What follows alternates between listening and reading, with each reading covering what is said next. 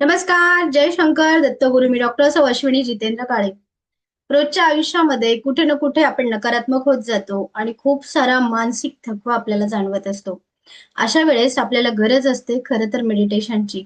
पण सगळ्यांनाच ते शक्य होतं का? तर बऱ्याच जणांचं उत्तर असतं नाही.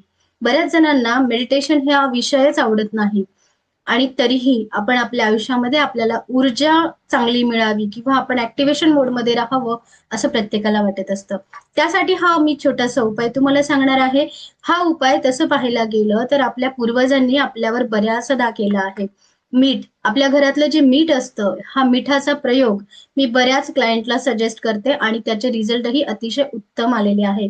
हा उपाय तुम्ही नीट ऐका. ज्यावेळेस तुम्हाला स्ट्रेस, डिप्रेशन, खूप टेन्शन, अतिविचार ह्या गोष्टींचा त्रास जाणवू लागतो किंवा सततचं आजारपण तुमच्या आयुष्यामध्ये येत असतं. अशा वेळेस अतिशय साधा सोपा उपाय आहे.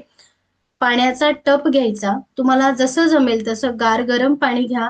त्याच्यामध्ये मूठभर जाडे मीठ टाका.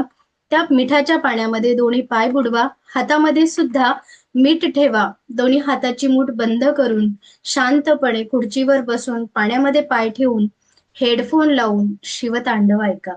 आपल्या संस्कृतीमध्ये स्तोत्र मंत्रांना अनन्यसाधारण महत्व आहे. असे काही मंत्रांच्या लहरी आहे, असे काही ध्वनी आहेत आणि असा काही आवाज आहे.